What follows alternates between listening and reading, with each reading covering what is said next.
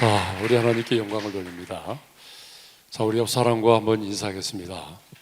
사랑하고 축복합니다. 네.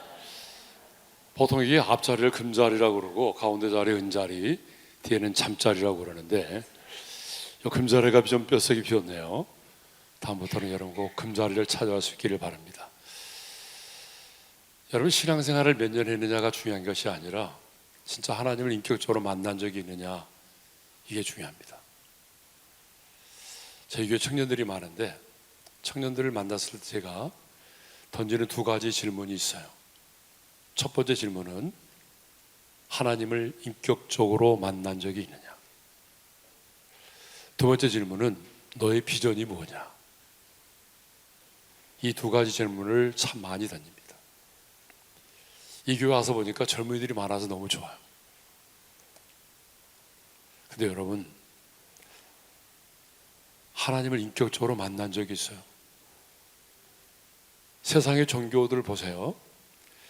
세상의 다른 종교들을 보게 되면 자기가 믿는 신을 인격적으로 만나느냐라고 물어보는 종교는 거의 없습니다. 여러분, 불자들이 그렇게 말하던가요? 무슬림이 그렇게 말하던가요? 어떤 종교인들도 자기가 믿는 신에 대하여 인격적으로 만난 적이 있느냐라고 물어보는 사람은 거의 없습니다. 거의 유일하게 우리 기독교만이 하나님을 만나셨어요? 하나님을 인격적으로 만나신 적이 있나요? 이렇게 물어보죠. 여러분, 하나님을 만나지 못하고 신앙생활을 한다는 것은 종교인으로 살아가는 것입니다.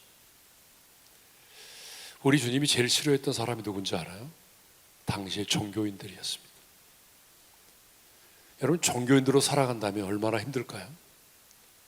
어쩔 수 없이 마지못해서 예배 자리에 나와야 되는 거예요. 부모님의 강요에 의해서, 아니면 관계 때문에. 여러분, 어쩔 수 없이 시간을 드리고 예배를 드리고 헌금을 드리고 신앙생활을 한다는 것, 이것처럼 지루하고 따분한 게 어디 있어요? 하나님을 만나지 못하면 그렇습니다. 하나님을 만난다는 게 뭐냐? 교회를 다닌다? 물론 하나님을 만나면 교회를 다니죠. 그런데 하나님을 만난다는 것은요, 그분과 내가 관계를 맺는 것을 말해요. 신앙생활은 교회를 다니는 것을 말하는 것이 아니라 그분과 내가 관계를 맺고 그 관계 속에서 살아가는 것. 그래서 성경은 하나님과 우리 사이를 관계로 말하고 있어요. 성경을 보세요. 다 관계로 말하지 않아요? 목자와 양, 아버지와 아들, 주인과 종, 신랑과 신부, 친구의 관계, 관계로 말하고 있어요. 그렇죠? 근데 반응이 왜 그래? 찬양할 때까지면 좋아하는데 갑자기 이 질문 앞에 여러분들이 얼음이 된 것 같아요. 왜 관계로 말하는지 아세요? 관계는 실제이기 때문에 그래요. 관계는 그림의 떡이 아닙니다. 관계는 실제입니다. 부부의 관계 실제죠. 부모와 자식의 관계 실제죠. 실제적인 관계가 맺어지니까 자녀가 힘들면 아빠는 더 힘들고 엄마는 울어요. 관계가 맺어졌기 때문이죠. 여러분, 교회를 다니는 것이 예수를 믿는 것의 전부가 아닙니다. 그러면 예수를 믿는다는 것은 뭐냐? 여러분, 예수를 믿는다는 것은 단순히 교회를 다니는 정도를 말하는 것이 아니라 하나님을 인격적으로 만난다는 것은 어떤 신비한 체험을 말하는 것이 아니라 성경에 기록되어 있는 진리의 말씀이 믿어지고 그 십자가의 사건이 나의 사건으로 받아들여지는 것. 여러분, 하나님의 말씀은 진리입니다. 믿으십니까? 진리라고 하는 것은 체험되는 것입니다. 체험되지 않는 것은 진리가 아닙니다. 학문입니다. 그러니까 여러분, 우리는 성경에 기록된 말씀을 통해서 살아계신 하나님을 과거만이 아니라 오늘도 만나야 합니다. 오늘 하나님을 예배하는 이 시간은 하나님을 만나는 시간입니다. 하나님을 만난다는 것은 그분의 말씀이 경험되고 체험되는 걸 말해요. 예를 들어서 여러분이 예배를 드리러 오기 전에 어떤 일로 인해서 마음이 불편하고 평안이 없었어요. 아니면 부부싸움을 하고 왔어요. 그런데 이상하게도 예배를 드리는 시간에 한 번도 경험하지 못한, 지금까지 맛보지 못했던, 여전히 상황은 변한 것이 없는데, 여전히 문제 가운데 있는데 세상에 줄 수 없는 평안이 내게 임했다. 그럼 여러분은 여호와 샬롬의 하나님을 만난 것이죠. 그래서 우리는 말씀을 통해서 살아계신 하나님을 날마다 말마다 만나야 됩니다. 오늘도 여러분 이 말씀을 통해서 그 하나님을 만날 수 있기를 바랍니다. 네. 오늘은요, 관점에 관한 얘기를 하고자 합니다. 관점. 자, 관점이 뭐냐? 사전이 내리는 정의를 읽어볼까요? 자, 떴나요? 벽돌에 쓰여져 있는 것 같아요. 자, 우리 한번 읽어보겠습니다. 다 같이 시작. 사물이나 현상을 관찰하거나 고찰할 때에 그것을 바라보는 방향이나 생각하는 입장이나 처지. 이게 바로 관점입니다. 여러분, 관점이 얼마나 중요하냐 그러면, 자, 컵에 물이 있어요. 절반이 담겨 있습니다. 근데 어떤 사람은 뭐라고 말하죠? 절반밖에 없네. 어떤 사람은 뭐라고 말하죠? 절반이나 있네 라고 말하죠. 똑같은 컵의 물을 보면서도 어떤 사람은 부정적으로 말하고 어떤 사람은 긍정적으로 말하죠. 관점의 차이죠. 자, 어머니가 출가한 딸의 집에를 가게 됐어요. 출가한 딸의 집에를 갔는데 아침이 됐는데 딸아이는 자고 있고 사위가 아침을 챙겨서 먹고 나가는 거예요. 근데 그 사위의 모습이 너무나 대견스러웠어요. 야, 우리 딸 결혼 잘했네. 사위가 너무나 대견스러웠어요. 며칠 후에 어디로 갔을까요? 아들의 집에 갔어요. 근데 아침 되니까 며느리는 자고 있고 아들이 아침을 챙겨 먹고 나가는 거예요. 그 모습을 보니까 아들이 어떻게 보여요? 너무나 측은하게 보였어요. 며느리는 어떻게 보였을까요? 괘씸하게 보였어요. 똑같은 상황인데 생각이 다른 거죠. 딸이 아이를 맡기면 엄마는 뭐라고 말해요? 딸이 아이를 맡기면 스트레스 풀고 오라고 그래요. 며느리가 아이를 맡기면 뭐라고 말해요? 늦지 말고 빨리 들어오라고 그래요.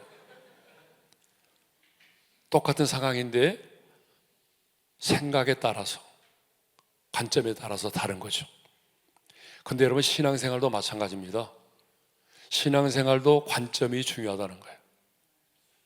그 관점에 따라서 우리의 생각과 말과 태도가 달라진다는 거죠. 자, 오늘 본문은 어떤 얘기를 하고 있냐 그러면 정탐꾼들의 보고를 다루고 있어요. 자, 가나안을 정복하기 전에 모세는 각 지파별로 한 명씩 12지파를 선발을 해서 40일 동안 가나안을 정탐하고 돌아오도록 했어요. 12명의 정탐꾼이 동일한 시간, 동일한 장소를 정탐하고 돌아왔어요. 그리고 보고를 합니다. 모세와 이스라엘 자손들 앞에서 그 12명의 정탐꾼들이 보고합니다. 첫 번째 보고는 이거였어요. 자, 우리 말씀 27절의 말씀 읽겠습니다. 시작. 모세에게 말하여 이르되, 안 떴나요? 당신이 우리를 보낸 땅에 간즉 젖과 꿀이 흐르는데 이것은 그 땅의 과일이니라. 하나님의 손이 나와서 벽에 쓴 글씨 같아요. 과연 그 땅에 젖과 꿀이 흐르는 땅이라고 그랬어요.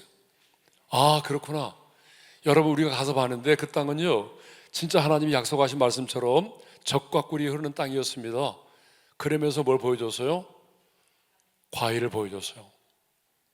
그때 여러분 얼마나 놀랐을까, 사람들이. 그렇구나, 하나님은 신실하신 분이구나. 그 땅은 정말 젖과 꿀이 흐르는 땅이네. 그런데 그 다음에 10명의 정탐꾼들이 이렇게 말을 했어요. 28절을 읽겠습니다. 시작. 그러나 그 땅 거주민은 강하고 성읍은 견고하고 힘이 클 뿐 아니라 거기서 안악자손을 보았으며. 그러나로 시작합니다. 그러나는 별로 안 좋은 말이잖아요. 그러나 그 거주민은 너무나 강하고 성읍은 견고하고 그리고 우리가 거기서 안악자손을 보았대요. 그러니까 갑자기 분위기가 싸해졌어요. 그리고 사람들이 이제는 술렁술렁 분위기가 요동치기 시작을 했어요. 볼멘 소리들이 들려왔어요. 자, 어떻게 이렇게 다를까요? 보고하고 난 다음에 정탐꾼들의 평가와 반응을 보게 되면 갈렙이 말하죠. 우리가 올라가서 그 땅을 취하자 능히 이기리라 이렇게 말하죠. 자, 30절 말씀 다 같이 시작. 갈렙이 모세 앞에서 백성을 조용하게 하고 이르되 우리가 곧 올라가서 그 땅을 취하자 능히 이기리라. 이 조용하게 했다는 말을 보게 되면 당시의 분위기를 알 수 있죠. 사람들이 그럼 뭐야? 그림의 떡이네? 우리 못 들어가겠네? 뭐 그랬단 말이에요. 그러니까 뭐라고 말합니까? 갈렙이 말합니다. 여러분 조용히 하세요. 그리고 하는 말이 자, 우리가 곧 올라가서 그 땅을 취하자 능히 이기리라. 우리는 그 땅을 취할 수 있습니다. 우리는 이길 수 있어요. 그러니까 기다렸다는 듯이 10명의 정탐꾼들이 또 이렇게 말하죠. 31절 말씀 다 같이요. 우리는 능히 올라가서 그 백성을 치지 못하느니 그들은 우리보다 강하니라. 아닙니다. 우리는 올라가서 그 땅을 치지 못합니다. 그 이유를 뭐라고 말해요? 그들이 우리보다 강하기 때문이라고 말해요. 그러니까 너무나 비교되잖아요. 너무 대조적이잖아요. 여호수아와 갈렙은 뭐라고 말해요? 올라가서 치하자 능히 이기리라. 그런데 10명의 정탐꾼들은 뭐라고 말해요? 아니라는 거예요. 예? 우리는 치지 못한다는 거예요. 한쪽은 이기리라고 말하는데 한쪽은 못한다는 거예요. 여호수아와 갈렙은 그들을 두려워하지 말라고 말하는데 10명의 정탐꾼들은 우리는 스스로 보기에도 메뚜기와 같다라고 말해요. 여호수아와 갈렙은 그들은 우리의 먹이라고 말하는데 10명의 정탐꾼들은 뭐라고 말해요? 그들은 우리보다 강하니라고 말해요. 자, 10명의 정탐꾼들이 우리에게 주는 교훈이 있어요. 두 가지 교훈이 있는데 그 첫 번째 교훈이 뭐냐 그러면 실패가 당연하다라고 하는 패배의식을 버려야 한다는 것입니다. 자, 그들은요 한 번도 싸워보지도 않았어요. 도전해보지도 않았어요. 도전해보지도 않고 싸워보지도 않고 하는 말이 뭐예요? 그들은 우리보다 강하기 때문에 우리는 그 땅을 취하지 못한다, 이기지 못한다라고 이미 패배를 당연한 것으로 받아들였어요. 여러분, 이 세상에는요 당연한 것이 있고 당연하지 않은 것들이 있어요. 모든 게 다 당연한 게 아니에요. 여러분, 당연한 것들도 있잖아요. 내가 일하기 싫어서 백수로 지낸다. 백수 아시죠? 일하기 싫어서 백수로 지낸다면 그건 당연한 거 아니에요? 공부를 하지 못해 가지고 어때요? 서울 상대, 여기는 서울 상대 잘 모르죠? 서울 상대는 서울에서 상당히 떨어진 대학을 말합니다. 공부를 하지 않아서 서울 상대를 갔다. 당연한 거죠. 당뇨 환자가 야식을 즐김으로 인해서 당 수치가 올라갔다. 당연한 거죠. 근데 여러분, 이 세상에는 모든 것이 다 당연한 게 아니에요. 그런데 너무나 많은 하나님의 사람들이 실패를 당연한 것으로 인정하고 운명론적인 인생을 살아간다는 거예요. 왜? 남에게 말하지 않지만 나는 남보다 배우지 못했다는 것 때문에, 우리 가문이 그렇다는 것 때문에, 아니 남에게 말할 수 없는 어떤 아픔과 상처 때문에 나는 이렇게 인생을 살 수밖에 없다라고 생각하면서 운명론적인 인생을 살아간다는 거예요. 나는 배우지 못했기 때문에 이렇게 사는 게 마땅해. 나는 실패했기 때문에 내 인생은 이렇게 살아야 돼. 너무나 많은 사람들이 자신의 약함, 아픔, 상처, 그것을 가지고 당당하게 살지 못하고 실패를 당연한 것으로 받아들이며 살아간다는 거예요. 근데 여러분, 우리가 살아간 이 세상은 모든 것이 다 당연한 게 아니에요. 사람들에게는 당연할 수 있지만 하나님 앞에는 당연한 것이 아닐 수가 있어요. 저는 교회를 재수생 2명하고 교회를 개척을 했거든요. 그런데 그때 상가에서 예배를 드릴 텐데요, 제가 어떤 집에를 신방을 가는데 유재은이라고 하는 집사님이 있어요. 근데 그 집사님이 굉장히 유머가 많으신 분이었는데 그때 그분이 저한테 이렇게 말하더라고요. 자기를 소개하면서 목사님, 제가 이래봬도요 세븐스타입니다 그러더라고요. 세븐스타? 여러분, 세븐스타가 있습니까? 별 7. 저는 별 5은 알지만 세븐스타는 없어요. 근데 자기가 세븐스타래요. 그러면서 하는 말이 암을 7번 걸렸대요. 그래서 세븐스타래요. 그러면서 유머롭게 얘기를 하더라고요. 여러 가지 얘기를 했어요. 예. 몇 시에 끝납니까 여기는? 또 이후에 또 다른 교회가 와서 예배드립니까? 아, 행사가 또 있죠? 예, 예. 그럼 빨리 끝내야 되겠네요. 네. 근데 그분이 뭐라고 말하냐면 암을 7번 걸렸는데 우리 교회 오기 전에 다른 교회에서 수요일 날 대표 기도를 하게 됐대요. 그 기도문을 써가지고 가서 기도를 딱 하려고 하는데 암세포가 기도를 막아서 목소리가 안 나오더래요. 그래서 기도를 못하고 울었대요. 그래서 이분이 만든 찬양이 있어요. 그 찬양이 우리 교회에서는 자주 부르는데, 걸을 수 있는 것, 말할 수 있는 것, 목청을 더두고 찬양할 수 있는 것, 당연한 것인 줄 알았는데 이제와 생각해보니 하나님의 은혜라라고 하는 거죠. 걸어 다닐 수 있는 것, 말할 수 있는 것, 볼 수 있는 것, 목청을 둬도 하나님을 찬양할 수 있는 것이 당연한 것이라고 생각을 했는데, 자기가 딱 암에 걸려서 찬양도 나오지 못하고 기도도 못하는 거 보니까 뭐예요? 당연한 게 아니라는 거예요. 그래서 그분이 쓴 찬양시입니다. 당연한 게 아니에요. 여러분 지금 오늘 이 자리에 나와서 예배드리는 게 당연한 거라고 생각하세요? 당연한 거라고 생각하면 중환자실에 가서 누워있는 분들 한번 보세요. 당연한 게 아닙니다. 예. 그런데 많은 특별히 장애를 가지고 있는 사람들이요, 나는 장애를 가지고 태어났기 때문에, 아니 나는 장애를 가졌기 때문에 이렇게 인생을 살 수밖에 없다라고 하는 운명론적인 인생을 사는 분들이 너무나 많아요. 근데 여러분 보세요. 우리 중에 장애를 가졌지만 더 당당하게, 더 멋지게, 더 선하게 쓰임받는 사람들이 의외로 많아요. 여러분 그러지 않아요?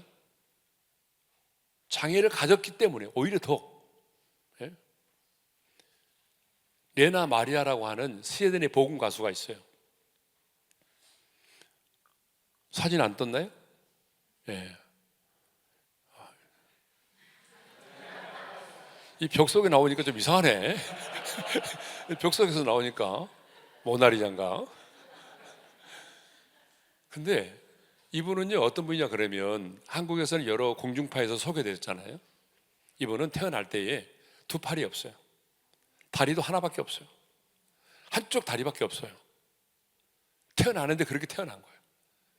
그런데 이 부모님이 믿음이 좋아요. 여러분 같으면 어쩌다가 우리 집안에 이런 장애 막 저주를 했을 거예요. 그런데 이 부모는요 이 아이를 믿음으로 키웠어요. 정상인처럼 똑같이 키웠어요. 그런데 너무 밝게 자랐어요. 복음 가수의 노래를 너무 잘해요. 수영을 너무 잘해요. 그래서 수영을 해가지고 금메달을 너무나 많이 땄어요. 못하는 게 없어요. 요리도 잘해요. 운전도 잘해요. 자수, 수도 잘 떠요. 못하는 게 없어요. 이분을 어제가 한번 우리 교회에서 간증을 했거든요. 간증을 끝나고 난 다음에 점심을 먹으러 식당에를 갔어요. 그 나는 궁금했어요. 식기도를 마치고 난 다음에 내가 먼저 젓가락을 들 수가 없었어. 이분이 어떻게 할까? 그런데 이분이요, 기도가 끝나자마자 하나밖에 없는 다리가 쭉 올라오는 거예요. 다리가 올라오더니 음식을 딱딱 집어서 드시는 거예요. 발가락으로. 너무 자신 있게. 여러분 이분은 다리 하나밖에 없지만 전 세계를 다니면서 복음을 전해요. 선한 영향력 있는 사람. 우리 다니엘 기도회, 여러분 다니엘 기도회 아세요? 다니엘 기도라고 하는 게 있는데 거기에 이효진이라고 하는 사모님이 와서 간증을 하신 적이 있어요. 이분은 태어난 지 생후 18개월 되었을 때에 부엌에서 주전자가 물을 펄펄 끓고 있는데 그거를 엎질렀어요. 그래서 뜨거운 그 펄펄 끓는 물에 손과 얼굴이 화상을 입었어요. 3도 화상을 입었어요. 그래서 어릴 때는요 파충류 괴물이라고 그랬어요. 학교를 가면 아이들이 괴물 왔다, 파충류라고 그랬어요. 근데 그 일로 인해서 엄마가 예수를 믿게 됐어요. 대학에 들어갔어요. 대학에 들어가면 여러분 지금은 그렇지만은 옛날에 대학생들은, 여대생들은 멋을 너무 많이 냈어요. 요즘의 대학생들은, 한국의 여대생들은, 대학생들은 멋을 안 부립니다. 화장을 안 합니다. 요즘에 한국의 여대생들은 화장을 안 합니다. 왜 안 할까요? 초딩이 하기 때문에 안 합니다. 초등학생들이 화장을 너무 진하게 합니다. 중학생들이 화장을 너무 진하게 합니다. 그러니까 대학생들은 이제 안 합니다. 여러분, 그때 대학교 다닐 때 막 여대생들이 멋을 내고 남자를 만나고 그럴 때 자기는요 남자를 만나지도 못했어요. 나는 결혼도 못하겠구나 하고 생각을 했어요. 근데 엄마가 돌아가셨어요. 내가 의지할 수 있는 분은 유일한 분은 엄마밖에 없는데 엄마가 세상을 떠난 거예요. 그래서 죽으려고 했어요. 엄마가 없는 세상은 살 수가 없어요. 죽으려고 했는데 조카가 어느 날 와서 당신은 사랑받기 위해서 태어난 사람이라는 찬양을 불렀어요. 우리가 잘 아는 찬양이지만 이 찬양이 은혜가 된 거예요. 나는 저주받은 인생이라고 생각했는데 나도 사랑받기 위해서 태어난 사람인가라는 생각이 들었어요. 나도 사랑받기 위해서 태어난 사람인가? 그래서 다시 교회를 나가기 시작을 했어요. 그리고 어떤 집회에 참석을 했는데 성령께서 말씀하셨어요. 성령께서 이렇게 말씀하셨어요. 너는 파충류가 아니야. 너는 괴물이 아니야. 너는 미스 헤븐이야. 미스 헤븐. 그 말에 자존감이 생겼어요. 나는 미스 헤븐이구나. 사람들의 눈에는 그렇지만 하나님의 눈에는 미스 헤븐이구나. 그러면 나도 이제 결혼할 수 있겠네? 라는 생각이 들었어요. 그래서 이제는 결혼할 마음이 생겨서 지금까지는 결혼을 포기하고 살았는데 여기 우리 자매들, 잘 들어서 결혼하지 않은 자매들은 참고가 될 거예요. 그럼 나는 어떤 사람을 만나야 되지? 하나님 나라의 호랑이처럼 영명스러운 남자를 만나야 되겠다. 그래서 이름을 자기가 만날 가상의 남편의 이름을 지었어요. 용호 씨라고. 용호. 호랑이처럼 영명스러운 남자. 용호 씨라고 이름을 짓고 매일매일 그분에게 가상의 편지를 썼어요. 여러분 오늘부터 한번 해보세요. 혹시 여기 용호 씨 계세요? 용호 씨? 용호 씨, 어젯밤은 잘 주무셨어요? 아침은 먹었나요? 오늘 날씨가 갑자기 더워졌네요. 며칠 전에 안 그랬는데. 이렇게 막 편지를 띄우는 거예요. 근데 자기 친구가 기독교 방송에 다녔어요. 그 말을 듣고 야, 너 우리 방송에 와서 간증 한번 해라. 간증을 했어요. 간증을 하고 난 다음에 마지막에 용호 씨 얘기를 했어요. 그랬더니 많은 문 남성들이 당신이 찾는 용호 씨가 나다. 많은 사람이 대시를 했어요. 그 중에서 기도하면서 한 사람을 잡았어요. 연하의 남자, 신학생. 그래서 사모가 됐어요. 아이를 둘 낳았어요. 그리고 책을 냈어요. 책 제목이 뭔지 알아요? 세상에서 제일 예쁜 엄마. 책 제목이 그거예요. 세상에서 제일 예쁜 엄마. 여러분, 남들은 니네 엄마 왜 그래? 니네 엄마 얼굴 왜 그래? 그런데 자기는 당당한 거예요. 나는 뭐예요? 세상에서 제일 예쁜 엄마래. 남들이 뭐라고 해도 나는 세상에서 제일 예쁜 엄마야. 하나님의 눈에 나는 그래. 그래서 자존감을 가지고 당당하게 살아가는 거예요. 여러분, 하나님의 사람은요 자존감을 가지고 당당하게 살아야 돼요. 예?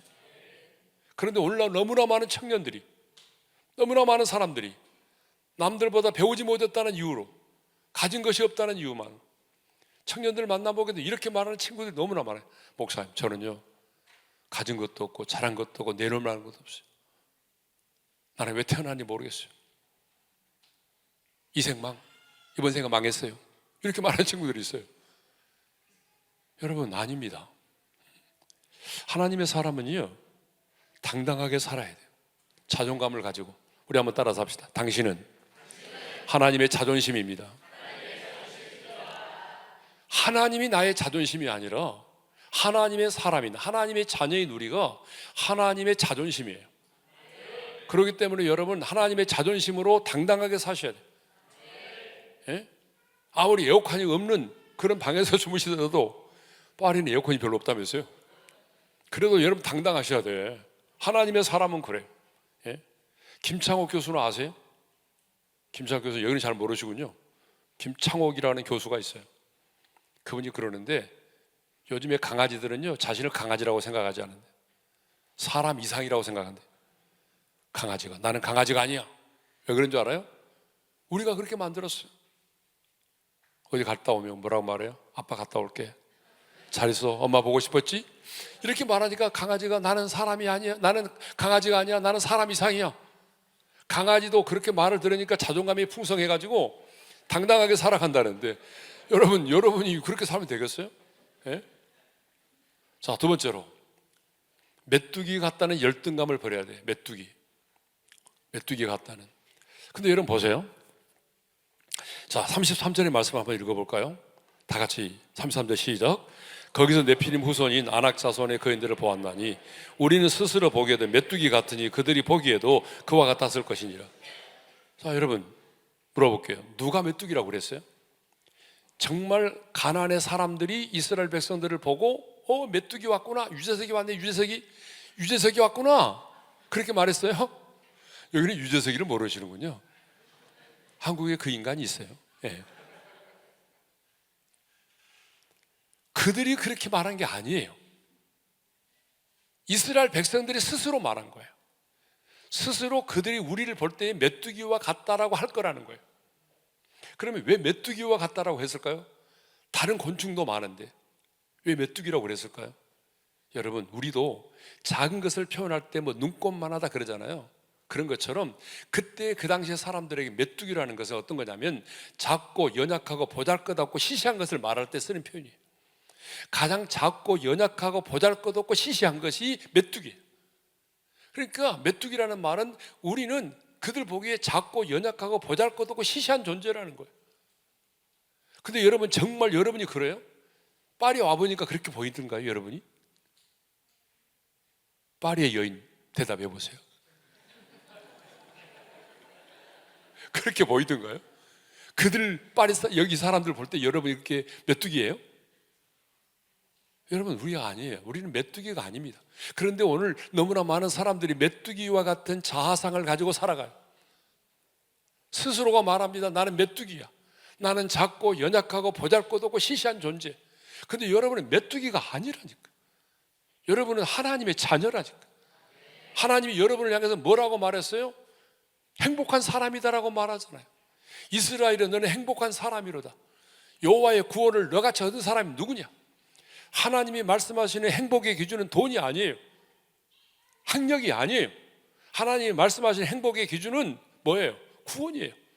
너 정말 예수 믿고 구원 받았니? 그러면 너는 행복한 사람이라는 거예요.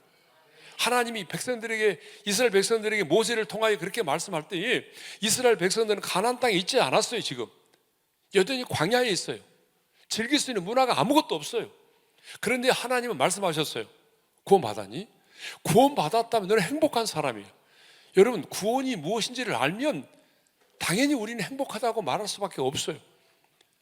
많은 사람들이 자신의 존재를 비하하고 열등감 속에 살아가거든요. 그런데 아니에요. 우리 메뚜기가 아니에요. 옆 사람과 인사하겠습니다. 당신이 메뚜기가 아닙니다. 메뚜기가 아니에요. 고린도후서 4장 7절에 보게 되면 이런 말이 있어요. 고린도후서 4장 7절의 말씀을 읽겠습니다. 시작. 우리가 이 보배를 다 같이 우리가 이 보배를 다 같이 시작. 우리가 이 보배를 질그릇에 가졌으니 이는 심히 큰 능력은 하나님께 있고 우리에게 있지 아니함을 알게 하려 함이라. 거기 보니까 이 보배를 질그릇에 가졌다라고 말하죠. 여러분, 디모데후서 2장에 보게 되면 그릇이 종류가 나옵니다. 금그릇이 있고 은그릇이 있고 나무 그릇이 있고 질그릇이 있어요. 근데 우리는 뭐라고 말해요? 질그릇이라고 말해요. 여러분은 질그릇입니다. 왜 질그릇이라고 말할까요? 그릇 중에서 질그릇은 가장 흙으로 구워 만든 그릇인데 연약하고 볼품이 없고 가치가 없고 떨어지면 바싹 깨어져 버린 그릇이에요. 그 정도로 우리가 볼품이 없고 연약한 질그릇이에요.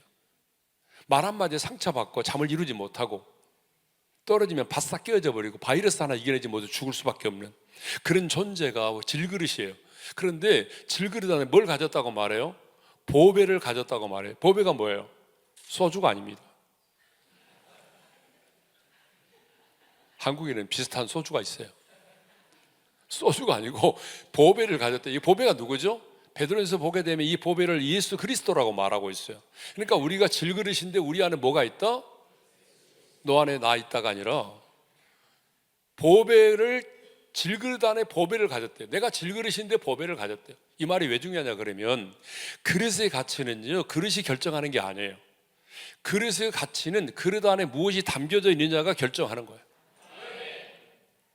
야, 역시 우리 오른교회가 아멘을 잘해. 이쪽 팀들은 아멘을 잘 안 하네. 아, 진짜 밥맛이네. 예. 예. 말씀을 하면 리액션, 반응이 있어야 되잖아요. 반응. 여기 연대 나온 친구 있어요? 연대 나온 친구? 연세대학교 나온 친구 손 들어봐. 연세대 나왔다. 한 명도 없어요. 목사님 여기 연세대 없어요? 서울대만 나왔어요? 연세우유 드시면서 연세우유. 건국우유만 드셨었어요? 내가 왜 이 말을 하는가 하면, 내가 연세대 채플에 설교를 몇 번 하러 갔거든. 근데 내가 다시는 안 가기로 했어요. 왜냐하면 그 인간들이 설교를 안 들어요. 딱 설교하면 어떤 놈이 왔나 쳐다만 보고 그 다음부터는 다 엎드려 있어요. 끌려와 있는 친구들이잖아, 억지로. 그래서 설교를 안 들어. 내가 설교를 하는데 욕이 나오려고 그래. 이게 말씀이 나오는 게 아니라 막 욕이 나오려고 그래. 그래서 내가 참았어. 끝나고 나서 내가 목사님한테 그랬어요. 목사님, 설교가 하나 나오는 게 아니라 욕이 나오려고 그래. 그때 목사님이 그러더라고. 지난주에 오신 목사님이 드디어 욕을 했습니다. 야, 이 새끼들아. 이랬더니 욕을 했다는 거예요. 반응을 안 보인다, 반응을. 그래 내가 물어보는 거예요. 연세대학교 나왔냐고.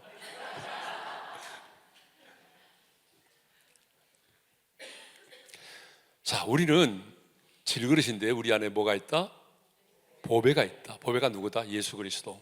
그러면 그릇의 가치는요, 그릇이 결정하는 게 아니에요. 그릇이 결정하는 게 아니거든요. 자, 큰 그릇이 있어요. 금으로 만들어져 있어요. 그러면 돈으로 따진다면 몇 억이 되겠죠? 왜냐하면 다 금이니까. 그런데 그 안에 소변을 봤어요. 그럼 뭐가 될까요? 예, 이분들은 몰라요. 여기는 알아요. 요광이라고 그래요. 요광. 한국에 옛날에 요광이라는 게 있었어요.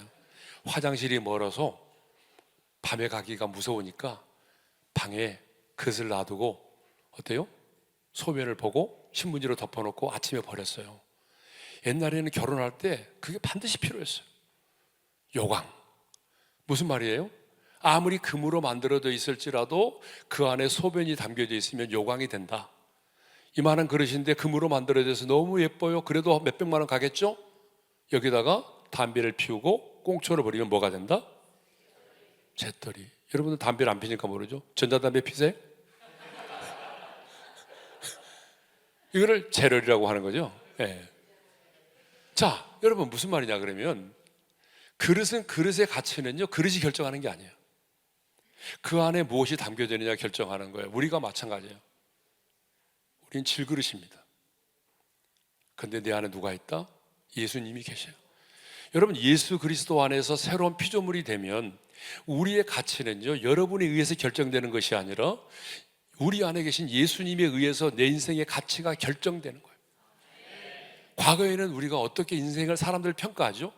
어느 대학을 나왔냐? 스펙이 뭐냐? 연봉이 얼마냐? 어디에 살고 있느냐? 몇 평에 살고 있느냐? 부모님이 뭐 하는 분이냐? 이것을 가지고 사람들은 평가했어요. 그런데 하나님은 절대로 우리를 그것으로 평가하지 않아요. 이제는 여러분이 예수 믿기 전에는 그랬단 말이에요.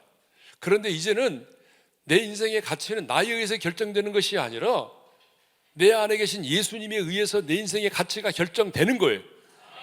그러므로 하나님의 사람은 자존감을 가지고 당당하게 살아야 되는 것입니다. 자, 오늘 말씀을 정리하겠습니다. 이제 사실보다 관점이 중요하다고 그랬잖아요.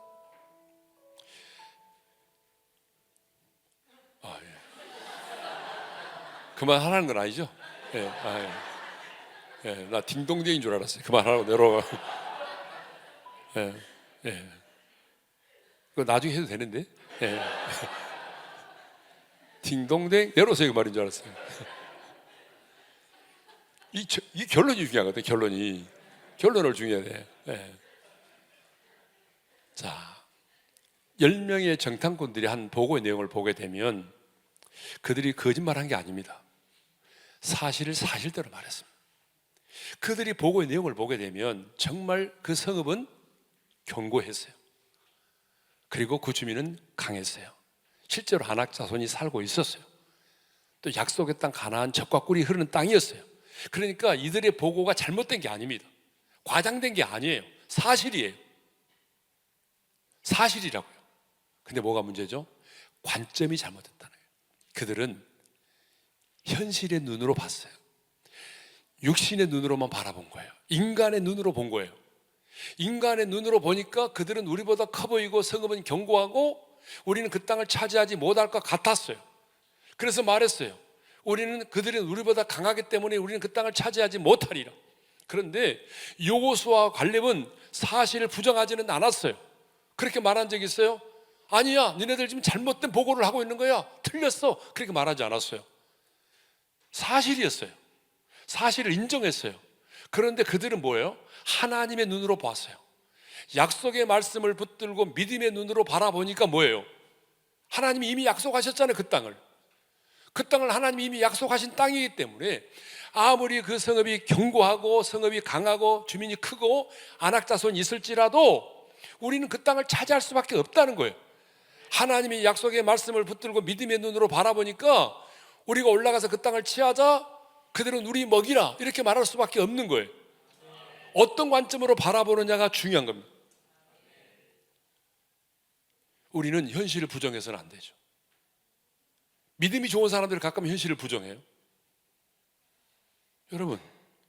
여러분에게 어떤 일이 일어났어요? 지금 서울에 계신 부모님, 한국에 계신 부모님이 암에 걸리셨어요? 그 소식을 들었어요? 사실이에요.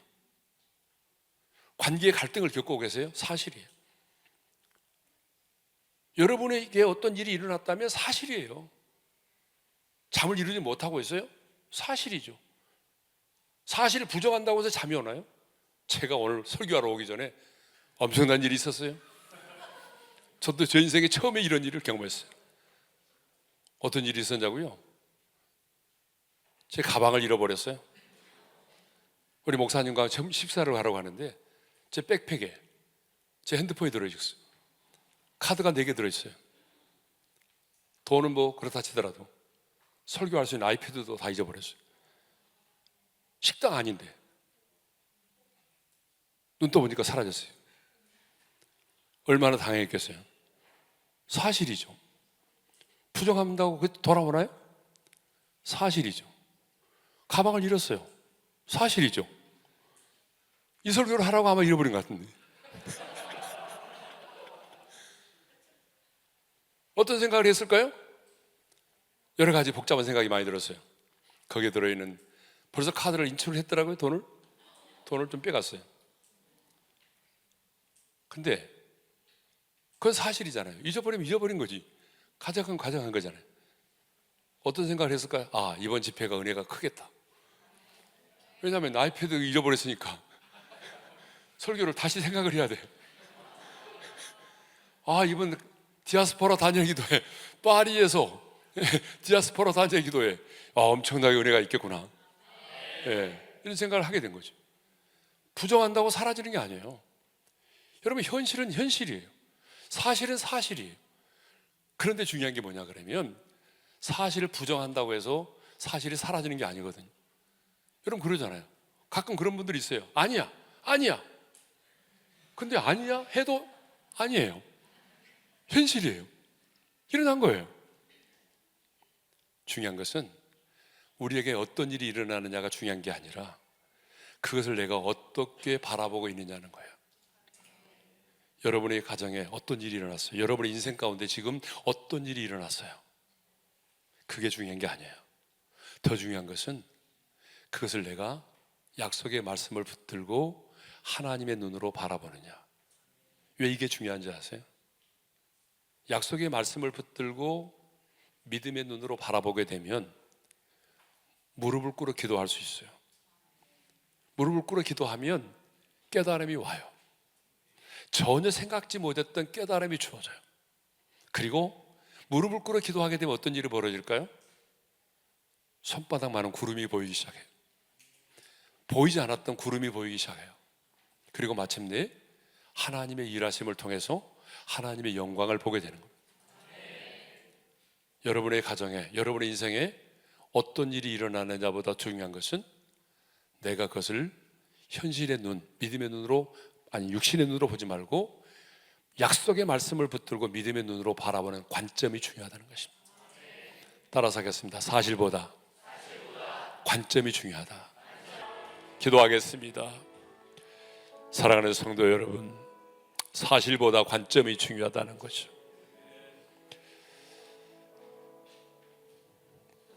혹시 여러분 가운데 나는 이런 약함과 아픔과 상처가 있기 때문에 내 인생은 이렇게 살아갈 수밖에 없다라고 패배의식을 가지고 살아가는 분이 계십니까? 끊임없이 누군가 비교하면서 메뚜기 같은 자아상을 가지고 열등감 속에 사로잡혀 인생을 사는 분이 계십니까? 그건 겸손이 아닙니다. 하나님은 되게 싫어하세요. 하나님은 하나님의 자녀된 우리가 하나님의 자존심으로 당당하게 살아가기를 원하십니다. 하나님, 내가 그렇게 살고 싶습니다. 하나님, 나는 질그릇이지만 내 안에 보배신 주님이 내 안에 계십니다. 10명의 정탐꾼들처럼 현실의 눈으로 바라보지 말고 육신의 눈으로만 바라보지 말게 도와주십시오. 사실을 인정하되 하나님의 눈으로 바라보게 하시고 믿음의 눈으로 약속의 말씀을 붙들고 바라보게 도와주셔서 무릎 꿇어 기도할 때에 깨달음을 주어지게 하시고 마침내 손바닥만한 구름이 내 인생 가운데 나타나게 하셔서 하나님의 일하심을 보게 하여 주옵소서. 여러분, 이번에 다니엘 기도회를 여기서 하게 됐습니다. 파리에서 많은 성도들이 참여해서 하나님의 임재를 경험하고 하나님의 나라를 맛볼 수 있는, 그래서 이 땅 가운데 영적 기류가 바뀌고 하나님의 나라를 경험할 수 있는 그런 기도회가 될 수 있기를 위해서 기도해 주십시오. 3가지 기도의 제목을 가지고 주여 한번 외치고 기도합니다. 주여! 하나님 아버지, 감사합니다. 교회를 다니지만 하나님을 인격적으로 만나지 못한 자가 있다면 하나님, 근본 다니엘 기도회를 통해서 살아계신 하나님, 그 하나님을 인격적으로 만나게 도와주시고 하나님과의 깊은 관계를 맺고 행복한 하나님의 자녀로 살아가게 도와주십시오. 우리 안에 패배의식에 사로잡힌 자가 있다면 하나님, 그 패배의식을 십자가에 못 박게 도와주시고 메뚜기 자아상을 가진 자가 있다면 하나님께서 깨닫게 도와주셔서 하나님의 사랑받는 자녀요, 가장 행복한 하나님의 사람으로 살아갈 수 있도록 하나님 회복시켜 주옵소서. 사실보다 관점이 중요하다는 사실을 깨닫게 하여 주셔서 사실을 부정하지는 않지만 우리 앞에 있는 현실 앞에서 두려워 떨지 말게 하시고 약속의 말씀을 붙들고 믿음의 눈으로 바라보게 도와주셔서 하나님의 일하심을 통하여 하나님의 영광을 보게 하여 주옵소서. 예수님의 이름으로 기도합니다. 아멘. 다시 한번 기도하겠습니다. 하나님 아버지, 오늘 이렇게 귀한 목사님을 통해서 생명의 말씀을 듣게 하시니 감사합니다. 인생이 변하는 놀라운 역사가 나타날 수 있도록 주여 도와주시어서 우리가 가는 길이 험하고 거칠다 할지라도 하나님 함께 하시면 넉넉히 정복할 것이요 넉넉히 하나님의 꿈을 이루어드리는 존귀한 삶이 될 줄로 믿습니다. 아버지 하나님, 이번 다니엘 기도회 주님 역사하여 주셔서 왜 하나님께서 이번에 다니엘 기도회를 이곳에서 열게 하셨는지, 귀한 목사님을 보내셨는지 아버지 하나님 기도회를 통해서 알게 하시고 또 우리 파리 땅이 하나님의 거룩한 영으로 충만하게 덮일 수 있는 그런 시간 되도록 주님 역사하여 주옵소서. 오늘도 하나님 앞에 나올 때 빈손으로 나오지 아니하고 귀한 예물 올려드렸사오니 아버지 하나님 앞에 드리는 예물들 11조로 감사 예물로 선교 헌금으로 주일 헌금으로 또 목적을 가지고 올려드리는 모든 예물들이 하늘나라의 보화가 될 수 있도록 인도하여 주시옵시고 믿음의 자녀들이 살아가는 삶의 길을 활짝 열어 주시어서 어디로 가든지 무엇을 하든지 하나님의 돕는 손길이 저들과 함께 할 수 있도록 주님 역사하여 주시옵소서. 이제는 우리 주 예수 그리스도의 은혜와 하나님 아버지의 크신 사랑과 성령님의 감화 감동 위로 교통하심이 오늘 하나님 앞에 처음 나온 사람들, 특별히 또 먼 곳에서 이렇게 이곳에 봉사를 위해서 온 사랑하는 교인들, 그리고 우리 복내포교의 모든 성도들 위해 또 저들의 가정과 직장과 두고온 고국 위에 세계 만방에 흩어져 복음을 전하는 모든 선교사들과 그 사역제 위에 이제로부터 영원토록 함께 있을지어다. 아멘.